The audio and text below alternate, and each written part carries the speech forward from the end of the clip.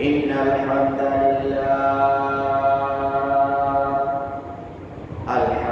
لله نحمده ونستعينه ونستغفره ونؤمن به ونتوكل عليه ونعوذ بالله من شرور أنفسنا ومن سيئات أعمالنا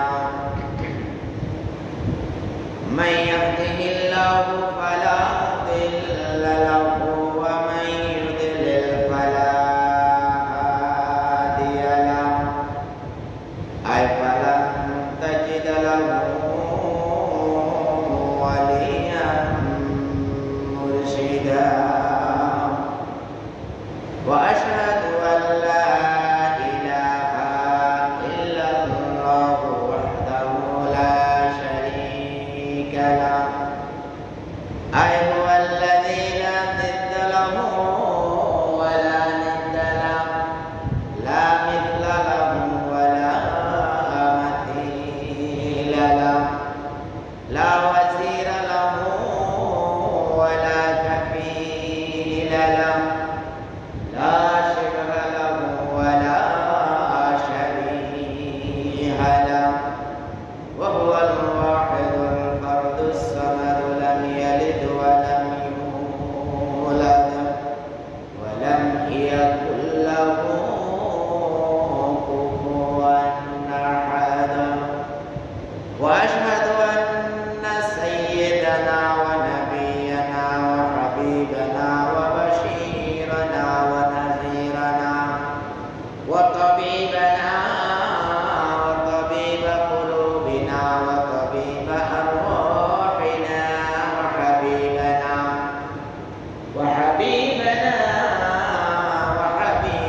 ربنا محمد عبد الله ورسوله أرسله بالحق بشيرا ونذيرا وداعيا إلى الله بإذنه وسراجا وقمرا منيرا وقد قال الله تعالى في كلامه المجيد وفي فرقانه الحميد أعوذ بالله من الشيطان الرجيم بسم الله الرحمن الرحيم قل يا أيها الكافرون لا أعبد ما تعبدون ولا أنتم عابدون ما أعبد ولا أنا عابد ما عبدتم ولا أنتم عابدون ما أعبد لكم دينكم ولي دين صدق الله العظيم وقال تعالى في شأن حبيبه مخبرا وآمرا إن الله وملائكته يصلون على النبي يا أيها الذين آمنوا صلوا عليه وسلموا تسليما اللهم صل على سيدنا مولانا محمد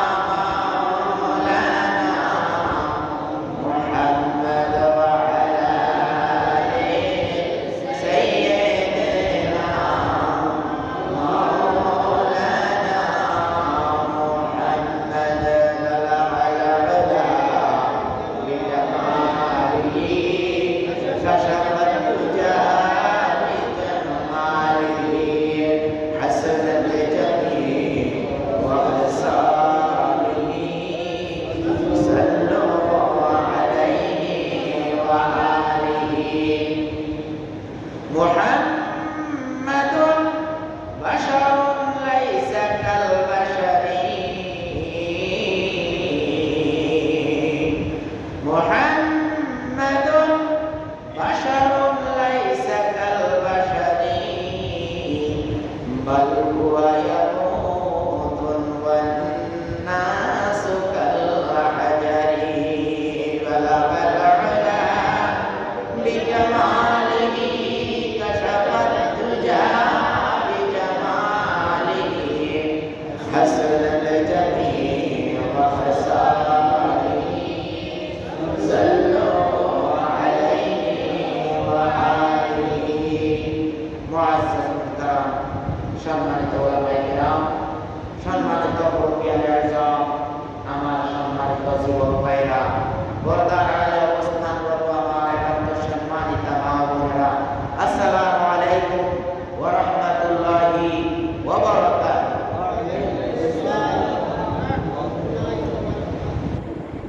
আল্লাহ তাআলা পবিত্র মহান রাজ দরবারে অগণিত শুকরিয়া যে কত কষ্ট কত জায়গায় কত মানুষ কত বিপদে আছে সব বিপদ মুসিবত থেকে হেফাজত করে আমাদেরকে আল্লাহর ঘরে সবার আগে আসার বসার তৌফিক দান করেছেন। এই জন্য কালিমাতুশ শুকর আদায় করা দরকার। আমরা পড়ে নিই আলহামদুলিল্লাহ।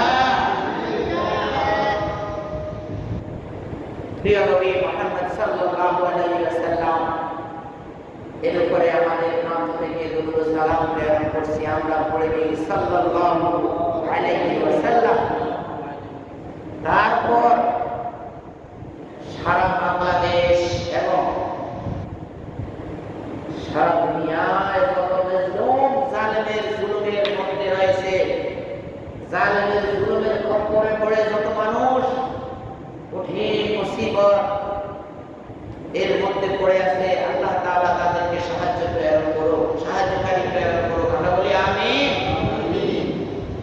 ফিলিস্তিনে মুসলমানরা না খেয়ে জীবনযাপন করতেছে, আল্লাহ তাআলা তাদের জন্য জান্নাতের সেই মান্না ও সাদওয়া আল্লাহ তাআলা প্রেরণ করে। আমরা বলি আমিন।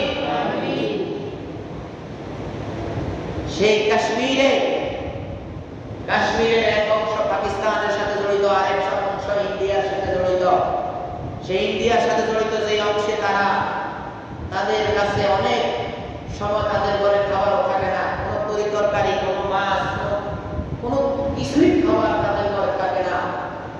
একবার সেই কাশ্মীরের এক বোন যখন আল্লাহর কাছে বলছিল, আল্লাহ আমাদেরকে যেভাবে বন্দী করে এরা রেখেছে আর এই দুনিয়ার মানুষগুলো আমাদের ব্যাপারে কোনো কিছুই বলছে না, আল্লাহ তুমি এদেরকেও এইভাবে তাদের ঘরে বন্দী করো।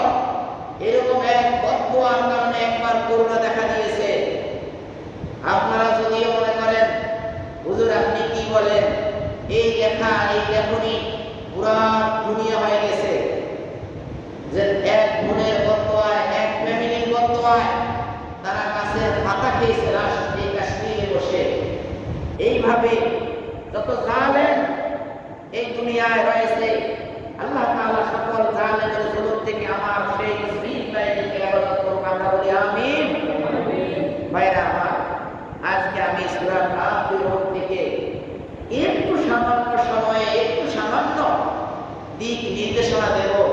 আল্লাহ যদি তৌফিক দান করেন, এই সমস্ত এক একটা সূরা আপনি একটানা 10 দিন আলোচনা করেও আপনি শেষ করতে পারবেন না।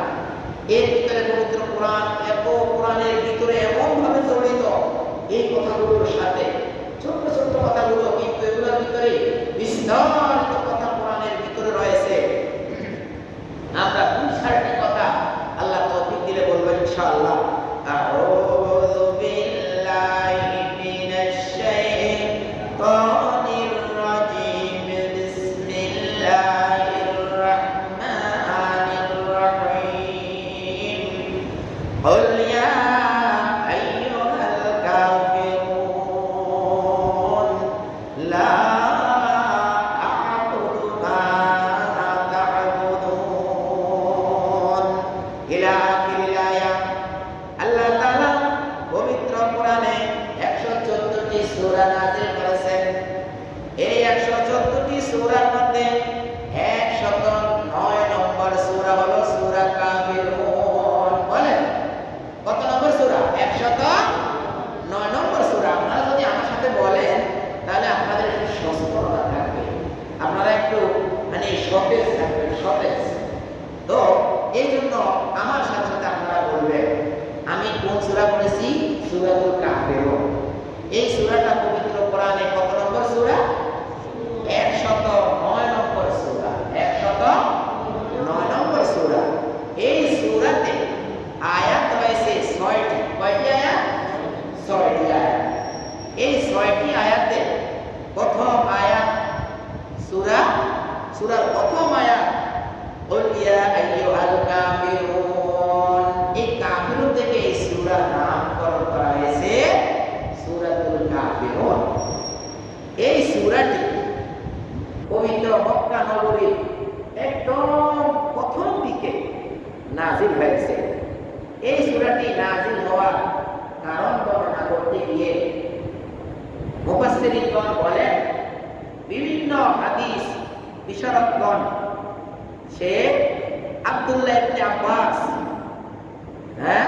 রাসূলুল্লাহ সাল্লাল্লাহু আলাইহি সাল্লামের চাচাতো ভাই আব্বাস রাদিয়াল্লাহুর ছেলে আব্দুল্লাহ, তারপর হাসান বসরি, ইকরামা, এদের মতে এই সূরাটি মক্কায় নাযিল হয়েছে এবং মক্কার একদম প্রথম অবস্থার সময় রাসূলের যে বিরোধিতা করেছে মক্কার লোকেরা, কিন্তু বিরোধিতা করার পরেও রাসূলুল্লাহ সাল্লাল্লাহু আলাইহি ওয়াসাল্লাম তাদের যে সাদাতুল মাসদুক, এমন এক ব্যক্তি যে ব্যক্তি শিশুকালে তাদের হাতের উপর দিয়ে লালিত পালিত হয়েছে, তারা সবাই জানে যে মুহাম্মদ সাল্লাল্লাহু আলাইহি ওয়াসাল্লাম, সবাই বলুন সাল্লাল্লাহু আলাইহি ওয়াসাল্লাম, শিশুকালে যখন একদম শিশু 2 মাস 1 মাস বয়স, তখন তার এই লজ্জাস্থান থেকে যদি কাপড় সরে যেত, তিনি চিৎকার থাকতেন। তখন যখন তার লজ্জাস্থানকে ভরে দিত এই শিশু বাচ্চা, তখন তিনি দুধ খাওয়ার জন্য কান্না করতেন না, তিনি তার সতর যাতে উলঙ্গ না হয় তখন তিনি কান্না করে ঘর উঠে ফেলেতেন। 7 বছর বয়সে কাবাঘর নির্মাণ হবে, সেখানে রাসূলের যখন দাদারা চাচারা বা সবাই কি লুঙ্গি খুলে কাঁধে নিয়ে কাবাঘরের ইট নিতেছে, পাথর আগায় দিতেছে। একজন টপ করে রাসূল সাল্লাল্লাহু আলাইহি ওয়াসাল্লামের লুঙ্গি খুলতে গিয়ে বলল, 7 বছরের বাচ্চা, 5 বছর 6 বছর 7 বছর এরকম মতানৈক্য আছে, যে লুঙ্গি খুলতে একটু খোলার সাথে রাসূল সাল্লাল্লাহু আলাইহি ওয়াসাল্লাম আনফিট, অজ্ঞান হয়ে গেছে। এইভাবে সবাই জানে প্রিয় নবী মুহাম্মদ সাল্লাল্লাহু আলাইহি ওয়াসাল্লামকে আল্লাহ তাআলা এই দুনিয়ার মানুষের আদর্শ হিসেবে তৈরি করবেন। এই জন্য ছোটকাল থেকে ওইভাবে তৈরি করে তুলেছেন। সবাই জানে এই প্রিয় নবী তার এই 40 বছরের নবুয়ত পেয়েছে। 40 বছর 11 দিনের দিন। কতদিন? 40 বছর 11 দিনের দিন তিনি নবুয়ত লাভ করেছেন। ভাই, এই ব্যক্তি এমন কথা বলে যেই কথার বিরোধিতা করার মতো লোক, যেই কথা বলার লোক যে তুমি কি বলতেছে, তোমার এগুলো সার শূন্য, বাউল কথা কেন বলো, এই কথা বলার মতো লোক মক্কায় ছিল না। তখন যখন রাসূল আকরাম সাল্লাল্লাহু আলাইহি ওয়াসাল্লাম এই সবার চরিত্র নিয়ে যখন ইসলাম প্রচার শুরু করলেন, তখন মক্কার লোকরা বলল, হে মুহাম্মদ, তুমি যা করতেছ করো, তুমি যা করতেছ করো, তবে তোমার কাছে আমার একটা আবদার মাত্র। সেই আবদারটা হলো, এই মক্কার যত মানুষ আছে আমরা ধনীরা, আমাদের ধনীদের সম্পদের এমন এক অংশ তোমাকে সবাই দান করব,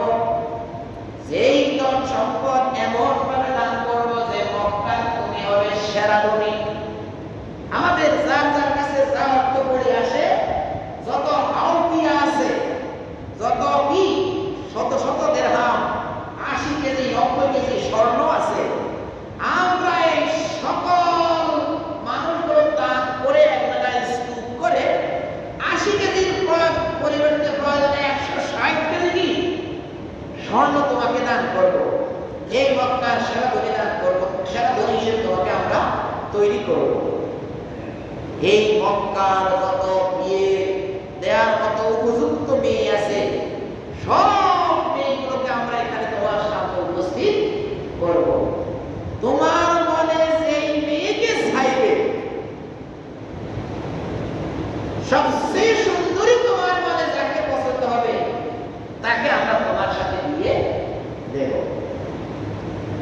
শুধু একটা শর্ত, আমরা যেই দেব দেবী মূর্তিগুলোর পূজা করি, এদের বিরুদ্ধে শুধু তুমি বলিও না। দেখছেন, এদের বিরুদ্ধে তুমি বলিও না।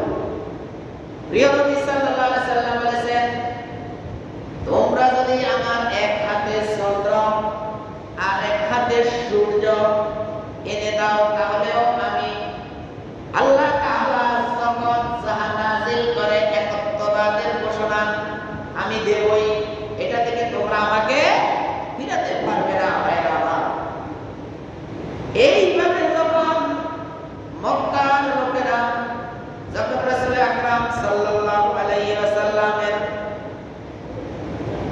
যখন প্রস্তাবগুলো আনলো, রাসূল সাল্লাল্লাহু আলাইহি ওয়াসাল্লাম মানেন নাই। এক পর্যায়ে আরেকটা প্রস্তাব নিয়ে এসেছে। সেই প্রস্তাবটা হলো মুহাম্মদ, সবাই বলেন সাল্লাল্লাহু আলাইহি ওয়াসাল্লাম, সবাই বলেন সাল্লাল্লাহু আলাইহি ওয়াসাল্লাম। রাসূলুল্লাহ সাল্লাল্লাহু আলাইহি ওয়াসাল্লামের নাম নিলে সাল্লাল্লাহু আলাইহি ওয়াসাল্লাম বলা আবশ্যক।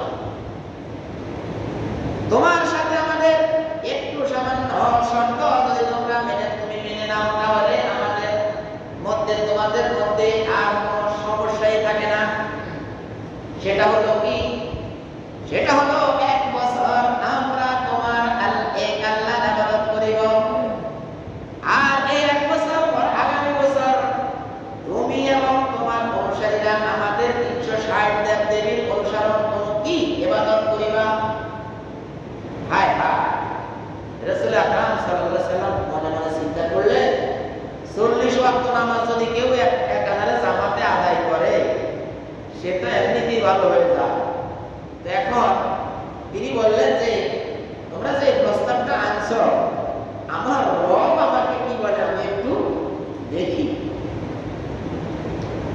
আমার রব আমাকে এই ব্যাপারে কি সিদ্ধান্ত দেয়। রাসূলের আশা হলো মক্কার এই লোকগুলো যদি 1 বছর এক আল্লাহর ইবাদত করে, এরপরে তো 360 দেবের কথা তো ভুলেই যাবে।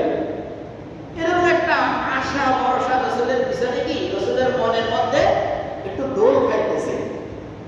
এর ভিতরেই আল্লাহ তাআলা নাযিল করেন, আউযু বিল্লাহি মিনাশ শাইতানির রাজীম, বিসমিল্লাহির রাহমানির রাহিম, কুল ইয়া আইয়ুহাল কাফিরুন।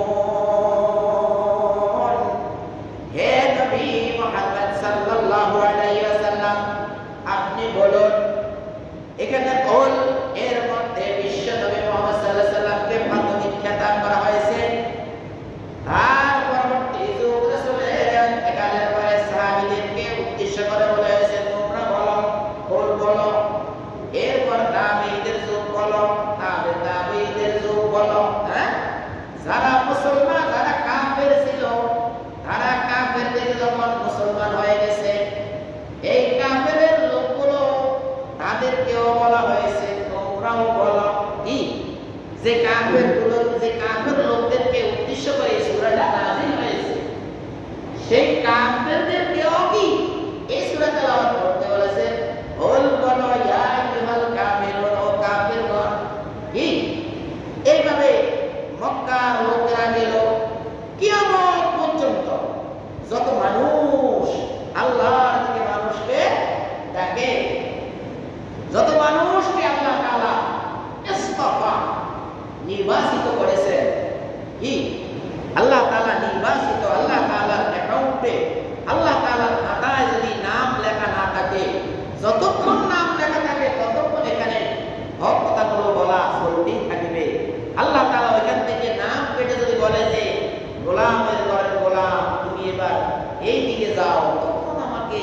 ওই দিকেই যেতে হবে ভাই।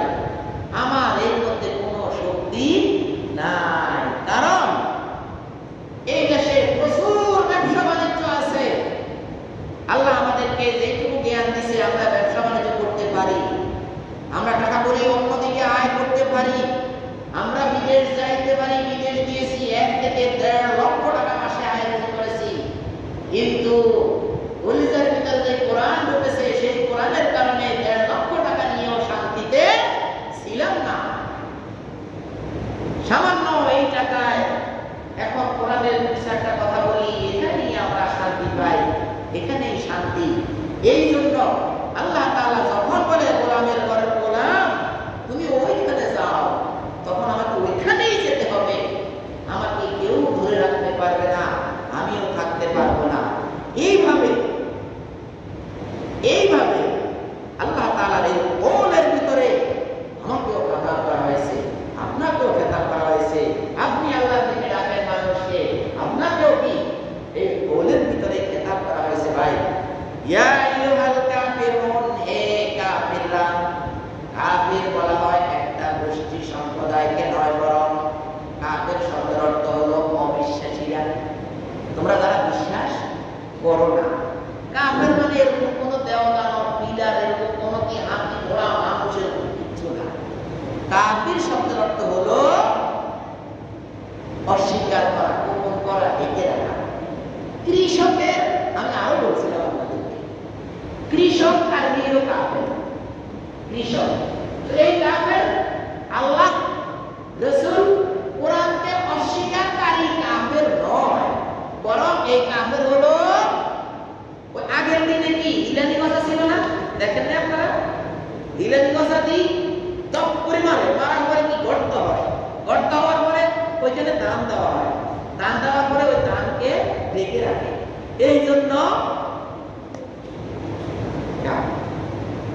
নদীর পাড়, নদীর ভিতরে কি কি মাছ আছে দেখা যায় না, এইটার একটা অর্থ কাফের। হ্যাঁ, যেরকম বাগানকে বলা হয় জান্নাত বাগান, জান্নাতের বাগান না, আপনাকে আমাকে আল্লাহ তাআলা যে জান্নাত দিবেন, এই জান্নাতের ভিতরে হলো আমরা বাহিরেরই কয়েকটা গাছ দেখি, আর বাগানের ভিতরে দিয়ে কত কিছু রয়ে গেল, সেগুলো আমরা আর দেখি না। এই জন্য জান্নাতকে জান্নাত বলা হয়, বাগানকে বাগান বলা হয়, মানে অদৃশ্য, এর ভিতরে কত কিছু আছে দেখা যায় না। জান্নাত থেকে জিন, আমরা জিনকে আমরা দেখি না। এইভাবে কাফিরুনের অনেক অর্থ আছে। এখানে মূল কাফিরুন দ্বারা বোঝাইলো তোমরা যারা আল্লাহ তাআলার আনিত দ্বীনকে বিশ্বাস করো না।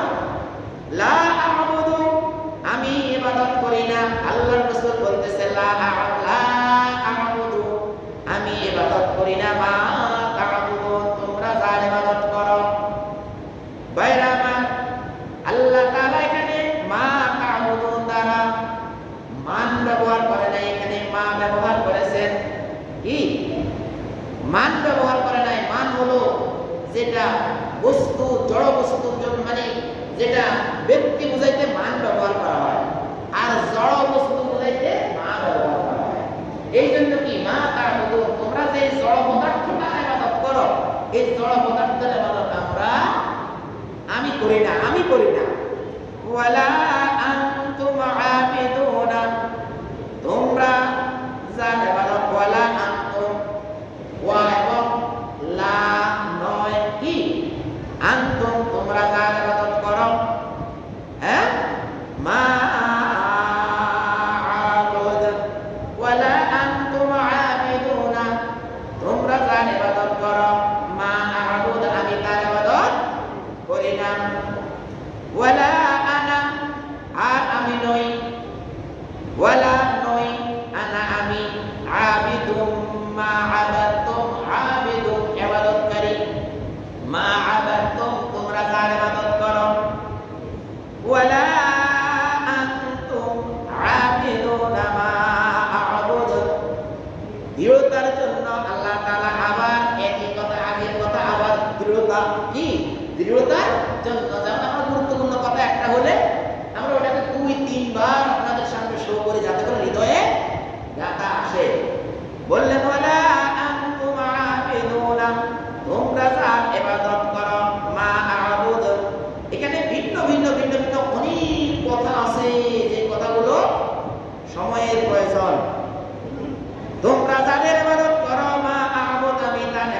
করি না, লাকুম দীনুকুম ওয়ালিয়া দীন।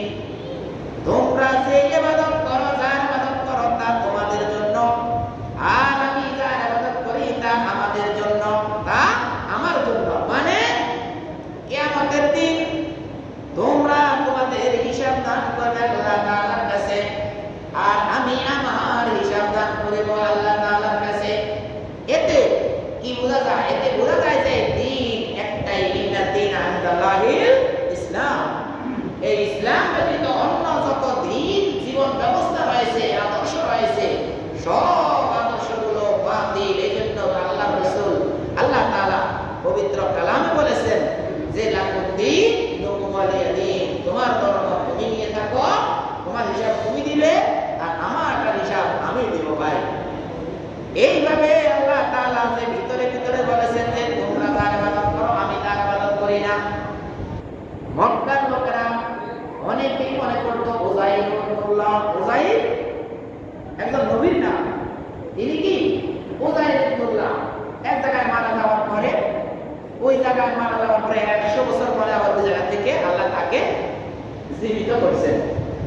এক আশ্চর্য ঘটনা কারণে এখন মক্কার লোকেরা এক গ্রুপ বলে যে উযাইর আল্লাহর ছেলে। এখন তাহলে কি হলো? উযাইর আল্লাহর ছেলে, তো এই এখন তোমরা যে আল্লাহর ইবাদত করো তার কি আছে? ছেলে আছে। কেউ বলে ঈসা আলাইহিস সালাম আল্লাহর ছেলে, মরিয়ম আলাইহিস সালাম আল্লাহর স্ত্রী। দেখছেন? অথচ জিবরাইল আলাইহিস সালামকে আল্লাহ পাঠাই বললেন যে তুমি মরিয়মের এই যে ঠোঁটটা, মরিয়মকে বলবা যে তুমি এটা একটু আগাই করো। তো মরিয়ম আলাইহিস সালাম একটু আগে দিয়েছে, জিবরাইল আলাইহিস সালাম এইভাবে একটা ফু দিছে। এই ফু মানে কি? রূহ, আল্লাহ তাআলার পক্ষ থেকে। এইভাবে ঈসা আলাইহিস সালামের জন্ম। এরা বলে কি ঈসা আলাইহিস সালাম আল্লাহ তাআলার সন্তান, কারণ মরিয়ম আলাইহিস সালাম এত পবিত্র। তার জন্মের পরে ঈসা আলাইহিস সালাম দোলনা থেকেই তো বললো যে আমি নবী, আমি নবী, তোমরা এই করো এই করো। বা শিশু বাচ্চা কথা বলতেছে, তার অর্থ হলো তিনি ভূত পবিত্র, এটা প্রমাণিত হয়ে গেছে। তাই তারা বলে এটা কি আল্লাহর সন্তান, মরিয়ম আলাইহিস সালাম আল্লাহর স্ত্রী। দেখো তোমরা যে আল্লাহর ইবাদত করো, হ্যাঁ, ওয়ালা আনতুম আবিদুনা, তোমরা ইবাদত করো না, মা আ'বুদ, আমি যার ইবাদত করি।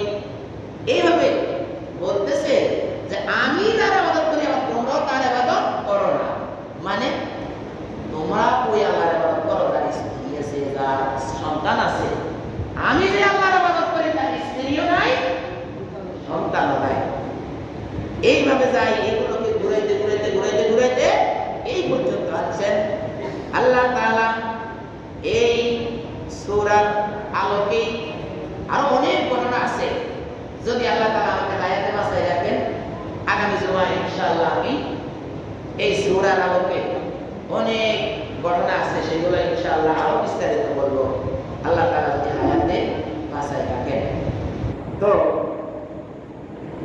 এই সূরার মধ্যে আল্লাহ রাসূল যে কাফেরকে উদ্দেশ্য করে যে কথাগুলো বলেছেন, তার অর্থ হলো যারা তোমরা আল্লাহ তাআলা কোরআনকে অবিশ্বাস করো, বিশ্ব নবী মুহাম্মদ সাল্লাল্লাহু আলাইহি ওয়াসাল্লামকে অবিশ্বাস করো, হ্যাঁ, এই অবিশ্বাস করো, এই অবিশ্বাসটাই হলো কাফির। আল্লাহ তাআলা রাসূলুল্লাহ সাল্লাল্লাহু আলাইহি ওয়াসাল্লামকে প্রেরণ করেছেন। আমরা সবাই রাসূলুল্লাহ সাল্লাল্লাহু আলাইহি ওয়াসাল্লামের, রাসূল সাল্লাল্লাহু আলাইহি ওয়াসাল্লাম যে বার্তা নিয়ে এসেছে সেই বার্তাকে আমরা সবাই কি এক বাক্যে মেনে নেব ভাই? না হয় ভাই, কেউ যদি মেনে না নেয় তাহলে সেই লোকটা জাহান্নামী হবে। আর জাহান্নামে একবার ঢুকলে ভাই, যদি ঈমান না থাকে এই লোকটা আর কখনো বাহির হবে না। যদি তার ঈমান থাকে, সে আল্লাহকে মানছে, রাসূলকে তার রাসূলের জীবনের আদর্শ হিসেবে মানছে, আর কারো আদর্শ সে গ্রহণ করেনি, কিন্তু নেক আমল স্বল্পতার কারণে সে জাহান্নামে ঢুকেই গেল। নেক আমলে স্বল্পতার কারণে সে জাহান্নামে ঢুকেই গেল।